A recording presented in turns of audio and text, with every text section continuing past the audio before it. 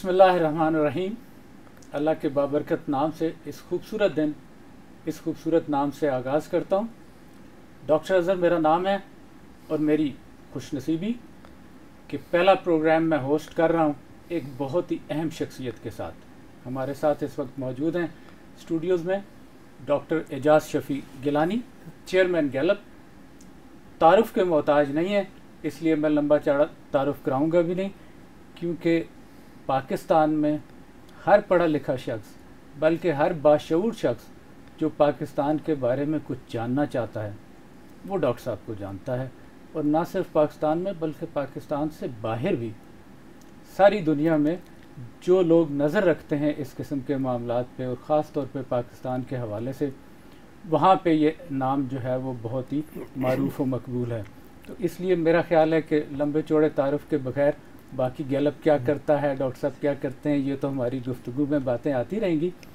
تو ہم آغاز کریں گے. آج خاص طور پہ میں ایک دفعہ پھر شکریہ ادا کرتا ہوں ڈاکٹر صاحب کا کہ انہوں نے میری ذاتی درخواست کے اوپر وقت نکالا کہ بحریہ یونیورسٹی کے خاص طور پہ ہیومینٹیز اور سوشل سائنسز کے طلباء و طالبات کے ساتھ بات چیت ہو, اور ایک بڑے اہم موضوع پہ بات ہوئی ہماری. پاکستان کا جو ترقی کا سفر ہے 70 سال کا, اس پہ گفتگو کے لیے ہم نے ڈاکٹر صاحب کو زحمت دی, اور جو ڈاکٹر صاحب کی پریزنٹیشن کا عنوان تھا وہ بڑا دلچسپ اور توجہ طلب تھا, اور وہ تھا پاکستان از اے سکسیس اسٹوری. سر اس کے ساتھ ہی موضوع پہ تو ہم آئیں گے. بہت بہت شکریہ آپ کا کہ آپ تشریف لائے. یہ بتائیے کہ اس سے پہلے کہ ہم موضوع کی طرف جائیں, یہ پہلی دفعہ نہیں کہ آپ بحریہ یونیورسٹی میں آئے, آپ پہلے بھی تشریف لا چکے ہیں اور باقی بھی یونیورسٹیز کے اندر, اسکول کالجز کے اندر آپ آتے رہتے ہیں.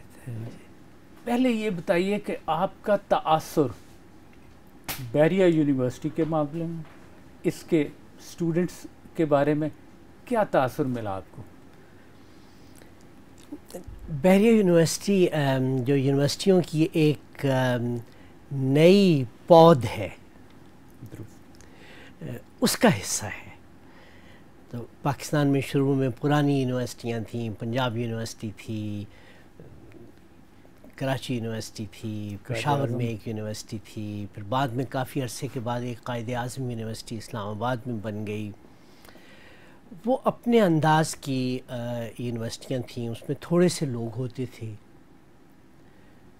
تو میں نے قائد اعظم یونیورسٹی میں 1977 میں پڑھانا شروع کیا. اس وقت وہاں شاید 600 اسٹوڈنٹ تھے یا 700 اسٹوڈنٹ تھے کل پوری یونیورسٹی میں. فیکلٹی بھی کوئی 100-150 تھی. یہ پرانی پود کی یونیورسٹیاں تھیں, وہ اکثر شہر سے دور ہوتی تھیں. اس میں بہت بڑی تعداد میں ڈپارٹمنٹ ہوتے تھے, لیکن ہر ڈپارٹمنٹ میں تھوڑے تھوڑے طالب علم تھے. یہ نئی پود کی یونیورسٹیاں شہروں کے اندر ہیں, جیسے بحریہ یونیورسٹی ہے. بالکل ٹھیک.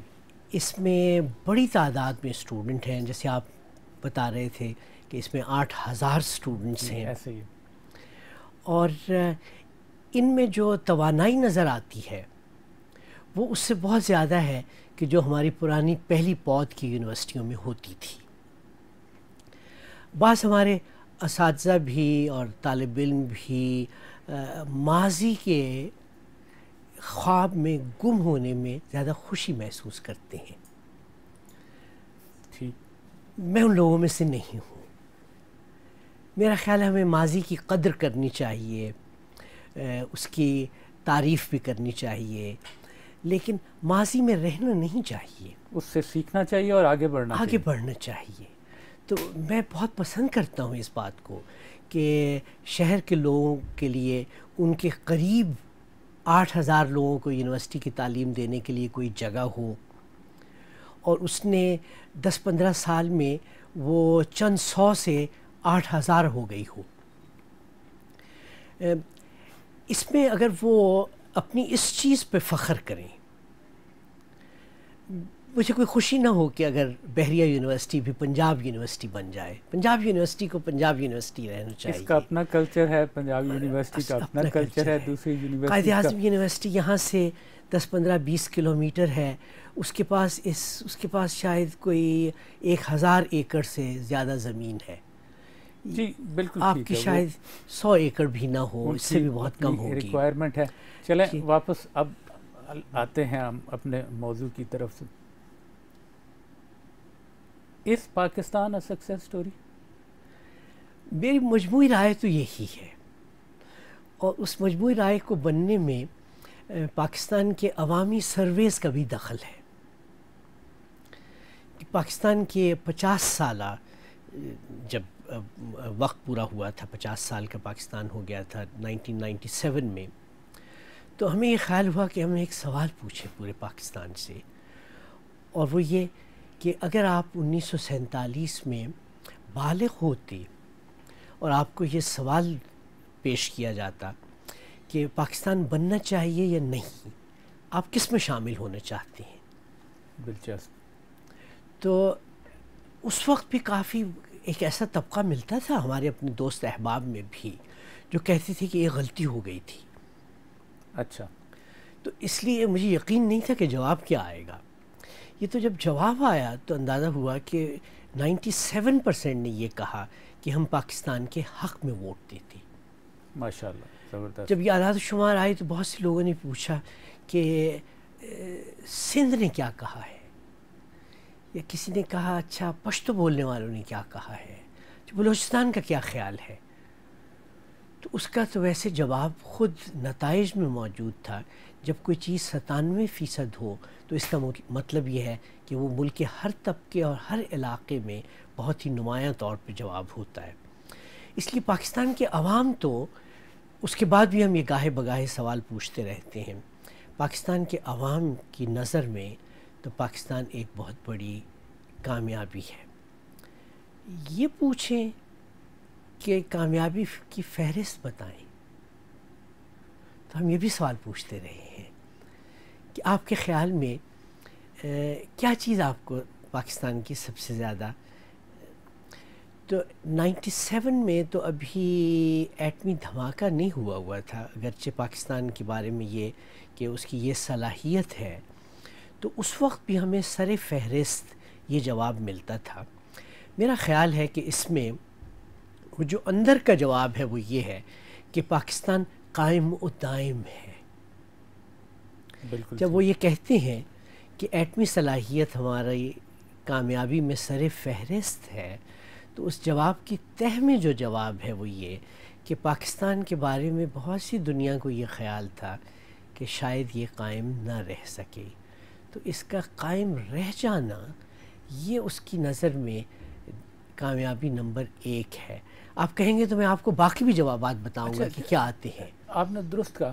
مجھے یہ بتائیے کہ پھر یہ جو ایک کم از کم جن حلقوں میں ہم رہتے ہیں، آپ کہہ دیجئے مقتدر حلقے یا جو ایلیٹ ہے، جی، وہاں پہ خاص طور پہ میڈیا میں اگر آپ روز بیٹھ کے دیکھیے تو ایک تاثر بڑا منفی قسم کا ابھرتا ہے. اور آپ کی سوچ سے، اور آپ اعداد و شمار پہ بات کرتے ہیں، آپ تحقیق پہ بات کرتے ہیں، سروس پہ بات کرتے ہیں، تو یہ فرق کیوں ہے آپ کے خیال میں کہ یہ جو ایک احساس دلایا جا رہا ہے، سوشل میڈیا پہ دیکھ لیجئے، مین اسٹریم میڈیا پہ دیکھ لیجئے کہ شاید بہت ہی کوئی ڈومز ڈے سینیریو ہے، بہت ہی برے حالات ہیں، ایسا کیوں ہے؟ مجھ سے پوچھیں تو یہ بھی پاکستان کی کامیابی اس میں مضمر ہے. اچھا، ہر چیز کا ایک مثبت پہلو ہے. مثبت پہلو ہے، اور وہ کامیابی اس میں اس لیے مضمر ہے کہ اگر پاکستان جہاں تھا وہاں کھڑا رہتا تو اس کا مراعات یافتہ طبقہ اس کو کامیابی سمجھتا.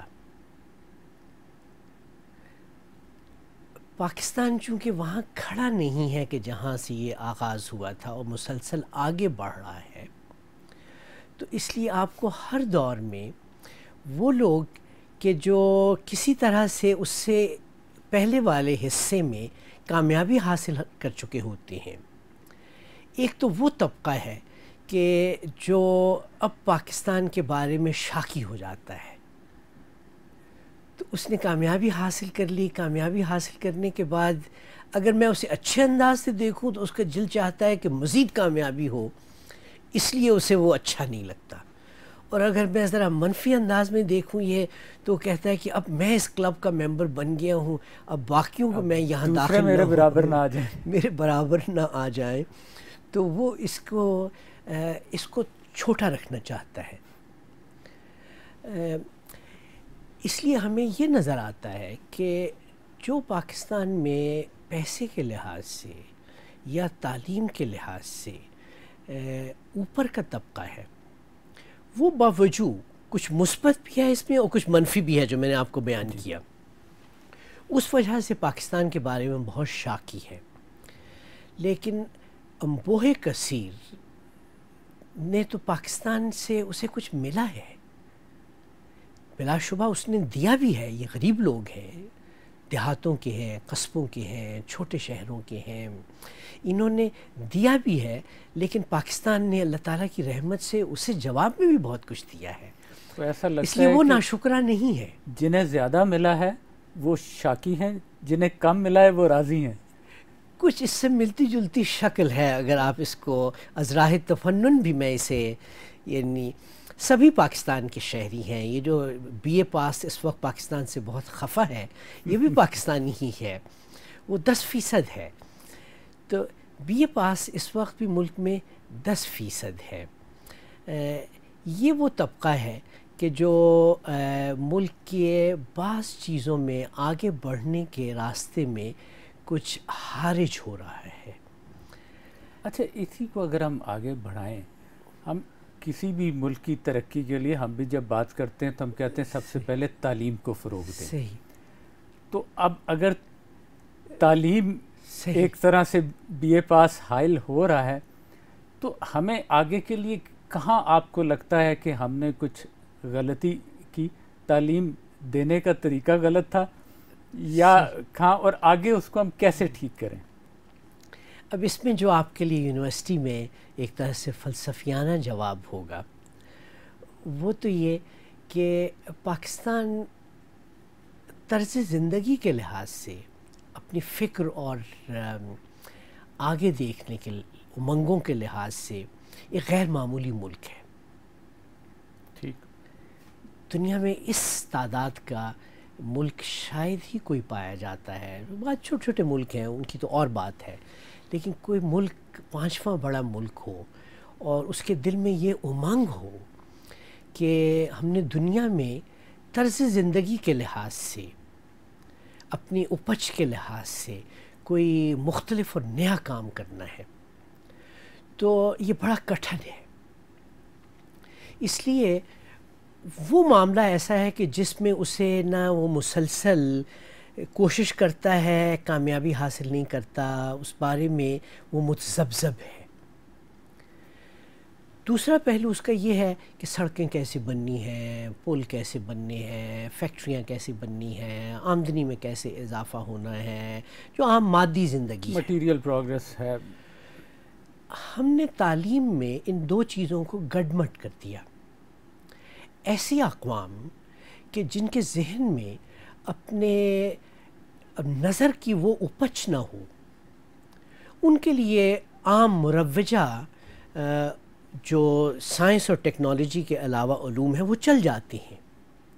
لیکن اگر کسی قوم کی بیٹھا ہو، اس کے ذہن میں یہ بات بیٹھی ہو کہ اس معاملے میں ہم نے کوئی نئی چیز کر کے دکھانی ہے، تو اس کے لیے وہ اس پر بھی راضی نہیں ہوتا جو مروج ہے، اور نیا بھی بنا نہیں پاتا. اس لیے ہمارے ہاں تعلیم کے دو حصے ہیں. جو سائنس اور ٹیکنالوجی میں ہے اس میں ہماری کوئی ایسی ناکامی نہیں ہے، اس لیے ہم انہی اداروں سے، ان کے بہت ٹاٹ سکولوں سے بنا کے ڈاکٹر بھیجتے ہیں، دنیا کے بہترین ڈاکٹر ہو جاتے ہیں. ہمارے انجینئرز دنیا کی بہترین لیبز میں ہیں. ہمارے اپنے پاس لیبز نہ بھی ہوں تو ایسا نہیں ہے کہ ہم سائنس میں، ٹیکنالوجی میں، میڈیسن میں، حتیٰ کہ بہت سے فائنینشیل اداروں کے معاملے میں دنیا کے بہترین مقاموں پہ پہنچتے ہیں. تو ہماری تعلیم اس میں نتائج پیدا کر سکتی ہے. پہلے تھوڑی تعداد میں کرتی تھی، اب جیسے آپ کے 8,000 ہو گئے ہیں، تو جو ان میدانوں میں ہیں وہ اپنا مقام پیدا کریں گے. یہ جو باقی حصہ ہے اس میں وہ غلط تعلیم حاصل کر کے ملک کو غلط راستے پہ چلانے کی کوئی نہ تشویش پیدا کر لیتا ہے. تو یہ جو بی اے پاس ہے اس کی خرابی یہ نہیں ہے کہ ملک کی ٹیکنالوجی کو یا انجینئرنگ کو ٹھیک نہیں کر سکتا، یہ کہ وہ ملک کے سیاسی اور سماجی معاملات کے بارے میں باقی 90% سے اپنے آپ کو بہتر سمجھتا ہے، اور یہ اس کی بہت بڑی غلطی ہے. اچھا یہ فرمائیے کہ گیلپ پاکستان صحیح. اس تمام معاملے میں کیا کردار ادا کر رہا ہے؟ بلکہ اس سے پہلے تو یہ بتائیے کہ گیلپ ہے کہ آپ کا مشن کیا ہے، کیا سوچ لے کے آپ چل رہے ہیں، اور گیلپ انٹرنیشنل سے آپ کا کیا رشتہ ہے؟ صحیح میں دونوں کو جواب علیحدہ علیحدہ دے دیتا ہوں. جو پہلا آپ نے پوچھا، تو جب میں کبھی بی اے پاس کے ان مسائل کی بات کرتا ہوں تو مجھ سے ایک فطری سوال ہوتا ہے کہ آپ بی اے پاس ہیں یا نہیں. تو پھر اگر آپ بی اے پاس ہونے کے باوجود آپ کی وہ سوچ کیوں نہیں ہے، اپنی کمیونٹی کے خلاف ہیں؟ تو میرا جواب یہ ہوتا ہے کہ میرا کام 90% میں بھی ہے. ایک مسئلہ یہ ہے کہ جو بی اے پاس والے پھر اس زندگی میں رہنا شروع کر دیتے ہیں جن میں ان کے ساتھی بھی بی اے پاس ہوتے ہیں، اور باقی 90% سے ان کا زندگی کا تعلق اگر ختم نہیں ہوتا تو کم ہوتا جاتا ہے، ان کے بچوں کا ان سے بھی زیادہ کم ہو جاتا ہے. کچھ یہ اس افتاد تباہ کی وجہ سے بھی میں نے شاید گیلپ کے اس کام کو، یہ جو رائے عامہ پورے ملک میں معلوم کرنے کی اور پورے ملک میں گھومتے پھرتے رہنے کے جو ایک طرح سے پیشہ اختیار کر لیا، اس کی تہ میں یہ بات بھی ہے. میرا خیال ہے گیلپ پہ آتے ہیں ہم تفصیل کے ساتھ. اس سے پہلے ہم ایک چھوٹی سی بریک لیں گے. ناظرین و سامعین ہمارے ساتھ رہیے گا. بریک کے فوراً بعد ہم واپس آئیں گے اور یہ دلچسپ گفتگو جاری رکھیں گے.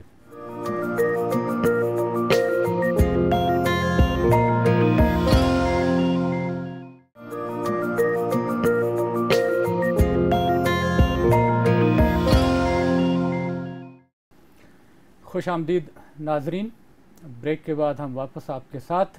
ڈاکٹر اعجاز شفیق گیلانی چیئرمین گیلپ ہمارے ساتھ ہیں، اور ہم بات کر رہے تھے پہلے حصے میں پروگرام کے، ہم نے بات کی پاکستان کے بارے میں کہ پاکستان بالآخر ایک فیلڈ سٹیٹ نہیں ہے جو تاثر دیا جا رہا ہے، بلکہ ایک ترقی کا سفر ہے جس پہ ظاہر ہے شاید اس حد تک جو ہم چاہتے ہوں ہم نہ کر پائے ہوں، لیکن یہ ایک ایسا سفر ہے کہ جس میں ہمیں کوئی شرمندگی نہیں ہونی چاہیے، بلکہ ہم نے بہت سفر طے کیا ہے اور اچھا سفر طے کیا، اور ہم اوپر کی طرف جا رہے ہیں.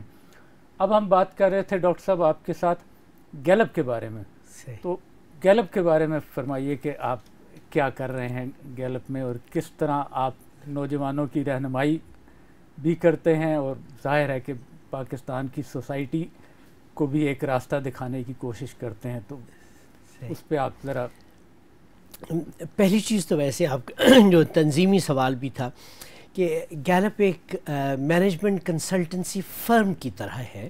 بالکل ٹھیک. اور یہ روزمرہ کی چیزوں پہ بھی اوپینین کی ضرورت ہوتی ہے. مثلاً یہ کہ صارف صابن کون سا استعمال کرتا ہے، وہ چائے کی کون سی برانڈ پیتا ہے، وہ سافٹ ڈرنکس میں سے کس کو ترجیح دیتا ہے، وہ ٹی وی کون سا دیکھتا ہے، اس نے پچھلی کیمپین میں بچوں کو ٹیکے لگوائے ہیں حفاظتی یا نہیں لگوائے، وہ پرائیویٹ اسکول میں پڑھتا ہے، اس کے بچے پڑھتے ہیں، یا وہ سرکاری اسکول میں پڑھتے ہیں، کس میڈیم آف انسٹرکشن میں پڑھتے ہیں، یا اگر اس نے کوئی چھوٹا کاروبار کیا ہے یا بڑا کاروبار کیا ہے تو وہ اپنا کاروبار کیسے چلاتا ہے، یا اس نے موبائل فون وہ کتنا استعمال کرتا ہے، اور اس پہ وہ فیس بک پہ ہے یا نہیں ہے.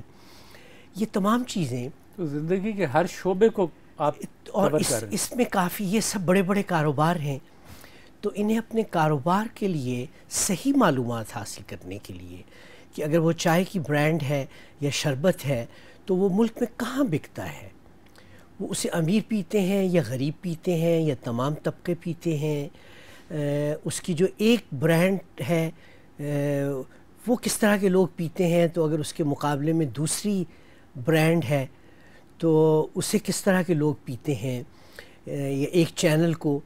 تو ان سب کو ضرورت ہوتی ہے ان معلومات کی تاکہ وہ اپنے لیے سنجیدہ اور سائنٹیفک پلاننگ کر سکیں. تو گیلپ کا ادارہ اور اس طرح کے ادارے دنیا بھر میں ہیں.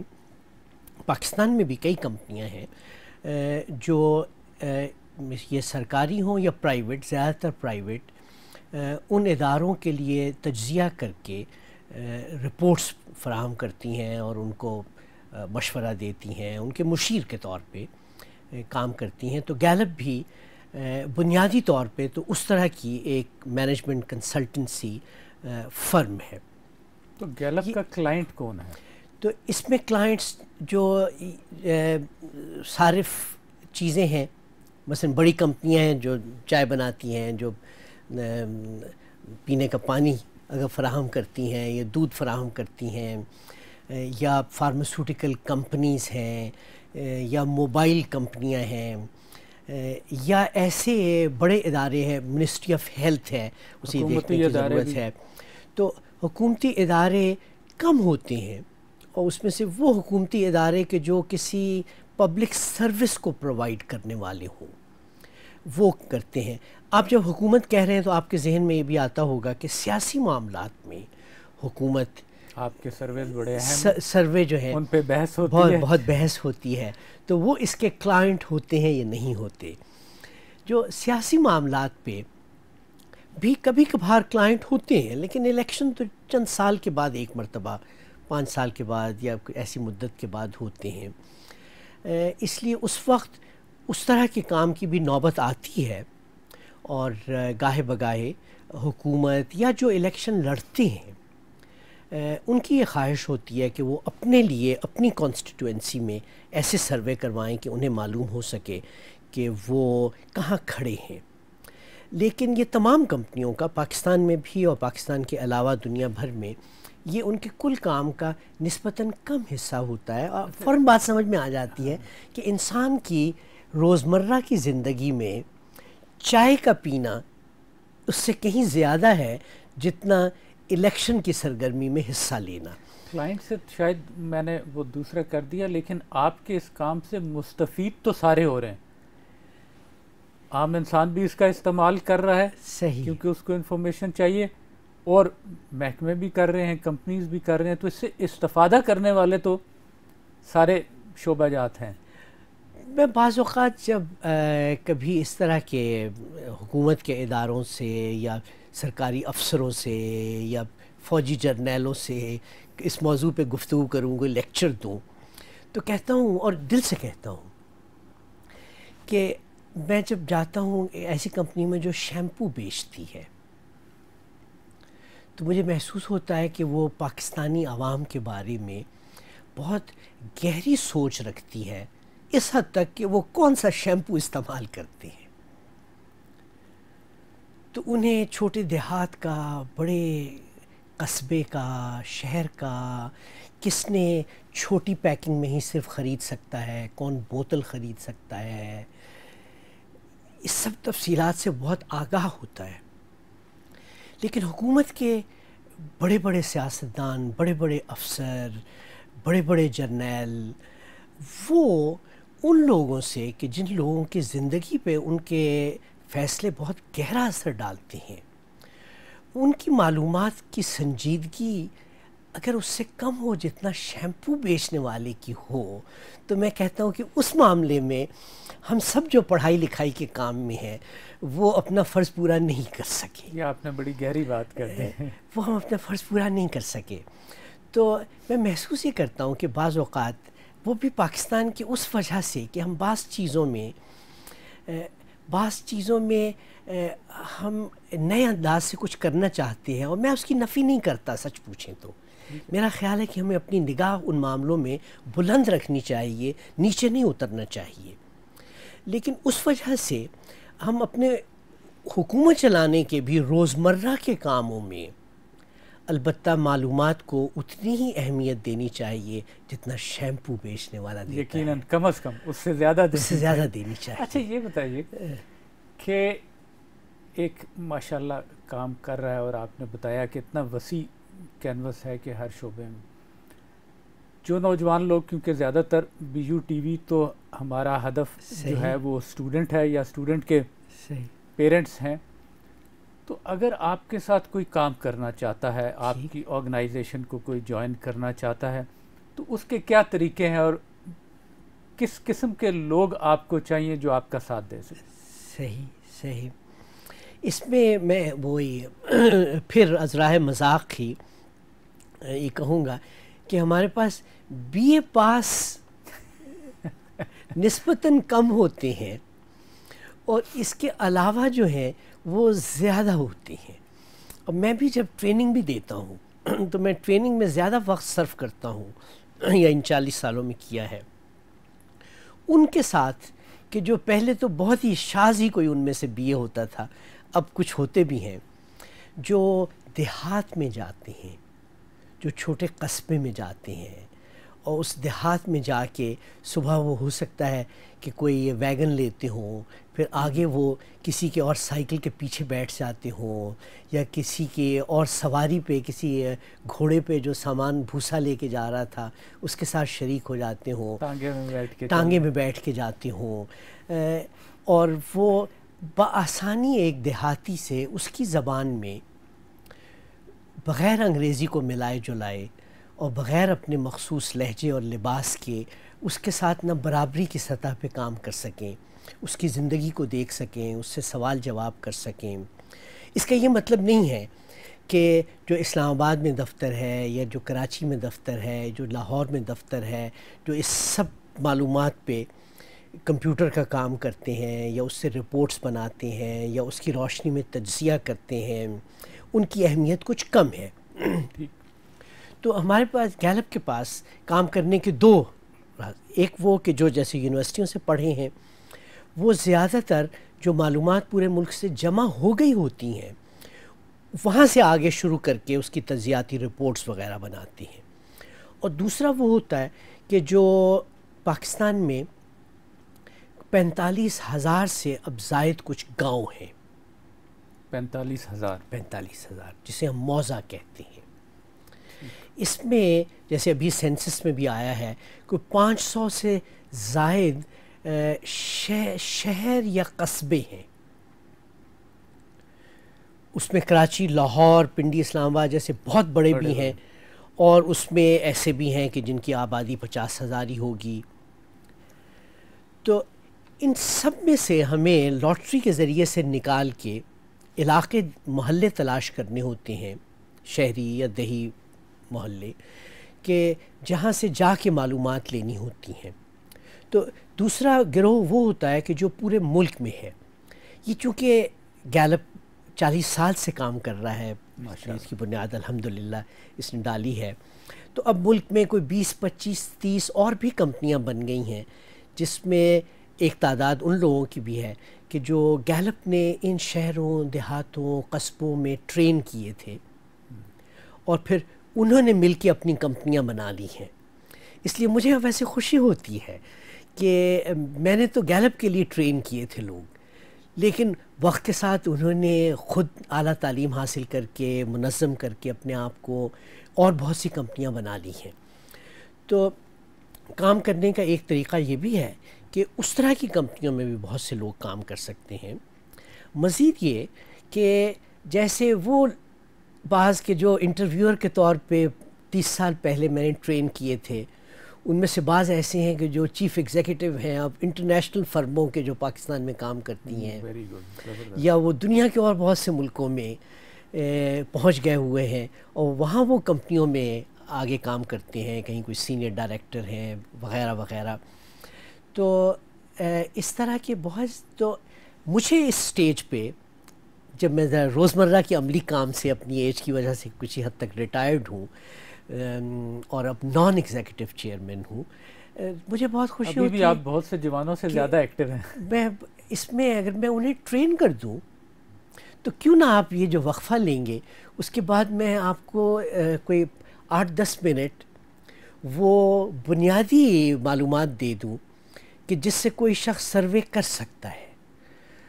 تو جو آپ کے بھی اسٹوڈنٹس کرنا چاہیں، اپنے تھیسس کے لیے کرنا چاہیں یا آئندہ کسی ادارے میں کام کرنا چاہیں جس میں سروے ہوتا ہو، جو گیلپ کا کام کرتا ہے، یا گیلپ ہی کو اپلائی کرنا چاہیں، بالکل ٹھیک، تو وہ اس گفتگو سے استفادہ کر لیں. بالکل ٹھیک ہے. اچھا یہ بتائیے گا کہ آپ اب جیسے آپ یا آپ کے لوگ، ظاہر ہے آپ خود بھی ٹریول کرتے ہیں ان علاقوں میں، تو رسپانس کیا ہے؟ کیا لوگ ہاتھوں ہاتھ لیتے ہیں، آپ سے تعاون کرتے ہیں، یا ریزسٹنس ہوتا ہے، آپ کو مشکلات پیش آتی ہیں؟ عمومی طور پہ رسپانس پاکستانیوں کا کیا ہے آپ کی ٹیمز کے ساتھ؟ اچھا ڈاکٹر صاحب نے مجھ سے جو سوال پوچھا ہے نا، تو مجھے یاد آ رہا ہے کہ یہ 1979 تھا. کتنے سال آج سے پہلے، کوئی 40 سال جب آغاز کیا آپ؟ تو جب آغاز کیا، اور میں لاہور میں جو کہہ رہا ہوں کہ ٹریننگ فیلڈ میں جا کے کام کرنے کی تھی، تو پنجاب یونیورسٹی میں اولڈ کیمپس میں وہاں کہیں چھوٹا سا ایک ہوٹل تھا، اس میں ہم نے جگہ لے کے اور بلائے لوگ، اور ان کے 2 دن کا یا 3 دن کا ٹریننگ کیمپ تھا کہ انہوں نے کیسے کرنا، سوال جا کے کیسے پوچھنا ہے. تو سب کو بڑی تشویش تھی، اور وہ یہی سوال پوچھ رہے تھے جو آپ پوچھ رہے ہیں کہ کیا لوگ تعاون کریں گے، کوئی جواب دے گا، اور کیا وہ صحیح جواب دے گا. تو ہم نے یہی کہتے رہے. ہم نے کہا اچھا آپ میدان میں نہ جائیں، ابھی یہاں کھڑے ہو کے اور ریہرسل کے طور پہ ایک دوسرے سے سوال پوچھیں. اس طرح سے ٹریننگ، چونکہ ابھی گھبراہٹ تھی. اس کے بعد نے کہا اچھا چلیں اب وقفہ لیتے ہیں، اور وقفے کے بعد نا آپ چلیں جائیں پیچھے قریب محلے ہیں بہت انارکلی کے پیچھے، آپ ان میں سے کہیں چلے جائیں اور جا کے ابھی حوصلہ کریں، پوچھیں. جب 2 گھنٹے کے بعد وہ واپس پہنچے تو جو کمرے میں داخل ہوتا تھا وہ ایک مہکتا ہوا پھول کی طرح آتا تھا. وہ کہتا تھا میں وہاں گیا اور لوگوں نے اتنے شوق سے جواب دیے، وہ مجھے چھوڑ نہیں رہے تھے. جب کام شروع ہو گیا تو لوگوں کو ہم نے پہلی مرتبہ 10 انٹرویو کرنے ہوتے تھے، 10 سوال نامے دیے. اور طریقہ اس میں یہ ہے کہ ہم نے گنتی کے لحاظ سے لاٹری میں جس گھر کو کرنا ہو اسی گھر سے انٹرویو ہو سکتا ہے. مسئلہ یہ تھا کہ وہ نہ صرف اس گھر والے بلکہ ساتھ والے گھر والے بھی انٹرویو دینا چاہتے تھے، جس سے جو اس کے کام میں نہیں تھا، بلکہ اس سے تو ساری اس کی جو سیمپلنگ تھی وہ خراب ہو جاتی، چونکہ وہ لاٹری سے نکلا ہوا نہیں تھا. پھر ہم سے یہ شکایت آئی کہ وہاں ہم نے کر لیا تو ایک جگہ اتفاق سے اس گاؤں میں جو غریب ترین آدمی تھا، جس گاؤں میں لوگ کوئی پیشہ کرنے والا کام کرتے ہیں یا خاکروب تھا، تو لاٹری اس پہ نکل آئی. اس سے سوال پوچھ لیا تو ہم نے اس سے پورے نا ملکی معاملات کے بارے میں، قومی امور کے بارے میں آپ کی کیا رائے ہے. تو وہ چودھری صاحب اس قدر ناراض ہوئے، انہوں نے کہا کہ گاؤں کے فلانے خاک روب سے تو آپ نہ انٹرویو کرتے ہیں اور مجھے انٹرویو نہیں کرتے. اس لیے ہم نے پھر 10 کی بجائے 12 دینے شروع کر دیے کہ جب اصرار پہ کوئی جواب دے تو وہ اس سے انٹرویو کر لیں، بعد میں اس کو کاٹ دیں، چونکہ ہمارے شماریاتی طریقے میں وہ شامل نہیں ہوتا. تو آپ کے سوال کا جواب یہ ہے کہ پاکستان کا شہری اپنے آپ کو شہری سمجھتا ہے اور بات کرنا چاہتا ہے، یہ اسے تو شکایت یہ ہے کہ کوئی اس سے، یہ شہری بابو اور یہ افسر اور یہ حکمران اس سے بات نہیں کرتے، اس سے پوچھیں کہ تیرا حال کیا ہے. تو اس لیے ہمیں اس سے واسطہ نہیں پیش آتا آبادی کی اکثریت میں کہ جواب نہیں دیتے کوئی. اصل میں تو شکایت یہ ہے کہ ان سے پوچھا نہیں جاتا، سب کو موقع نہیں مل پاتا. اچھا ڈاکٹر صاحب، آپ نے باہر تعلیم حاصل کی، MIT سے ماشاءاللہ آپ نے ڈاکٹریٹ کی، لیکن پھر آپ فوراً ہی اپنے ملک واپس آ گئے. بہت سے لوگ ہمارے دوست جاتے ہیں تو وہ پھر وہیں روزگار کی تلاش کر لیتے ہیں، لیکن آپ واپس آئے. ایک لمبے عرصے آپ نے تعلیم کے ساتھ وابستگی رکھی. تعلیم سے وابستگی تو آپ کی ہمیشہ رہی, لیکن ڈائریکٹلی آپ یونیورسٹی میں 10 سال کے بعد میں نے استعفیٰ دے دیا اور کمپنی بنا لی. قائد اعظم میں پڑھاتے رہے, یونیورسٹی بھی پڑھائی, لیکن اس کے بعد بھی آپ انٹرنیشنل اسلامک میں بھی 20 سال کے بعد پھر میں ریگولر کام سے ہٹ کے واپس تعلیمی میدان میں آ گیا. واپس اس لیے میں پہلے 10 سال یونیورسٹیوں میں, پھر 20 سال کاروبار میں, اور پھر پچھلے 10 سال بھی واپس یونیورسٹی میں. یہ تجربہ, اور اگر آپ یہ فرما سکیں کہ وہ فرق صحیح جو یونیورسٹی امریکہ کی, چاہے وہ MIT ہے یا دوسری یونیورسٹیز میں بھی آپ وزٹ کرتے ہیں, اور جو ہماری یونیورسٹیز ہیں ایک وسائل کے اندر رہتے ہوئے, کیا بنیادی فرق آپ کو لگتا ہے یونیورسٹیز کے اندر, ان کے نظام تعلیم کے اندر یا ماحول کے اندر؟ ڈاکٹر صاحب, ویسے تو پوری دنیا میں یونیورسٹی کا ایک تصور پیدا ہوا تھا, وہ یہ کہ عام آبادی سے ایک اوسط آدمی کو آپ نکال کے, خیال یہ تھا لیکن زیادہ تر اس میں مراعات یافتہ لوگ لے جاتے تھے, تو یونیورسٹیوں میں جا کے ایک یونیورسٹی مین بنا دیں. اس لیے پوری دنیا میں بشمول امریکہ میں ابتدائی طور پہ یونیورسٹی میں جانے کا مطلب ایک مراعات یافتہ انسان بننا تھا. تو جیسے MIT کے ساتھ ہارورڈ یونیورسٹی ہے, تو امریکہ کے ایک بڑا دانشور ادیب بھی ہے, اس نے کہا کہ وہ ہینڈی مین سے ہارورڈ مین بننا چاہتا تھا. اچھا. تو پاکستان میں بھی یونیورسٹیوں میں وہی تصور ہے کہ اس نے ایک پاکستانی کو ایک یونیورسٹی مین بنا دینا ہے, یعنی اسے اوسط پاکستانی سے ایک مراعات یافتہ پاکستانی بنا دینا ہے. امریکہ کی بہت رفتہ رفتہ امریکہ نے اس سے پوری طرح نہیں لیکن کچھ جان چھڑائی ہے کہ اسے ہنر اور صلاحیتوں کے معاملے میں تو ایک فوقیت حاصل کرنی چاہیے, لیکن انسان کے طور پہ اپنے آپ کو دیگر شہریوں سے اگر وہ مافوق سمجھے گا, اونچا سمجھے گا, تو اس کی تعلیم فائدہ مند ہونے کی بجائے نقصان پہنچائے گی. پاکستان میں چونکہ ہم اول تو یونیورسٹی میں جانے کے بعد زبان بدل دیتے ہیں, اور یہ رفتہ رفتہ مزید مضبوط ہوا ہے.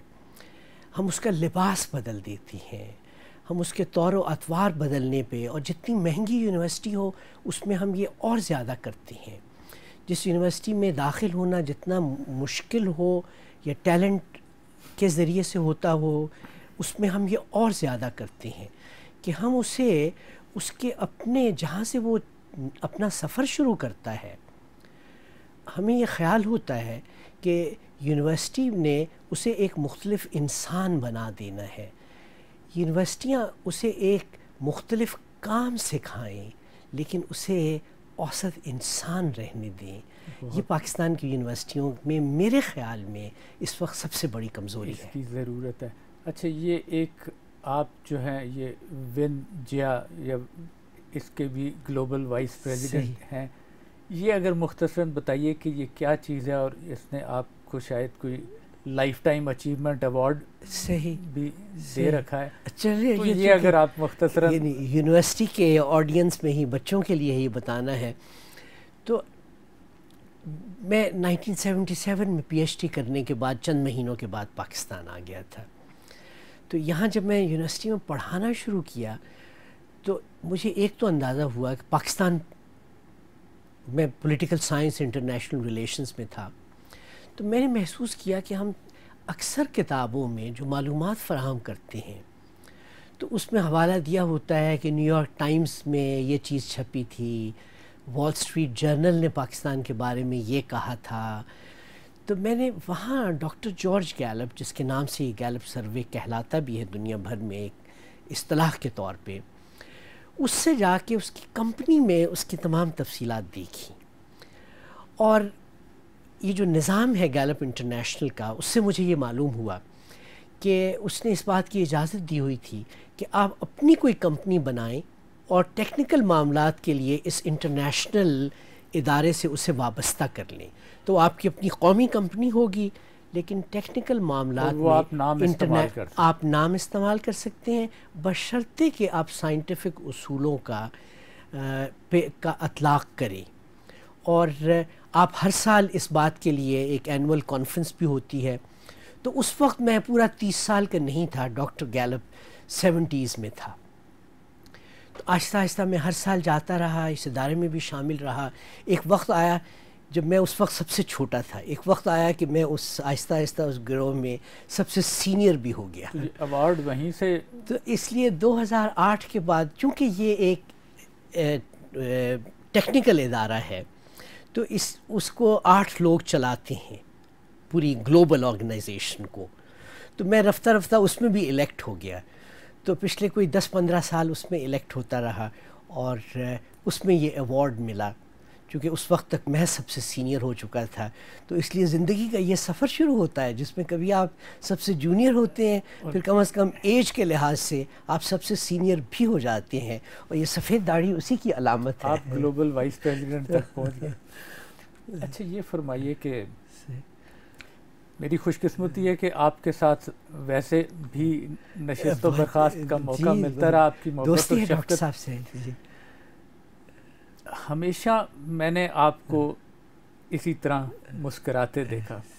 وہ آپ کے چہرے پہ وہ جو آج کل ہم پاکستانیوں کو ایک وہ فرسٹریشن اور وہ پشماندگی سی رہتی ہے، غصہ وہ نظر نہیں آتا. تو یہ جو ایک شخصیت ہے یہ انسان خود بناتا ہے، اس میں انسان کا اپنا بھی کچھ ہاتھ ہے، یا یہ قدرت کا معاملہ ہے کہ بنی بنائی شخصیت مل گئی؟ اور آپ ڈاکٹر صاحب بہت مہربان ہیں کہ میرے بارے میں اس طرح کا تاثر رکھتے ہیں، مجھے یہ عزت کر رہے ہیں میری اس طرح سے. سچ پوچھیں تو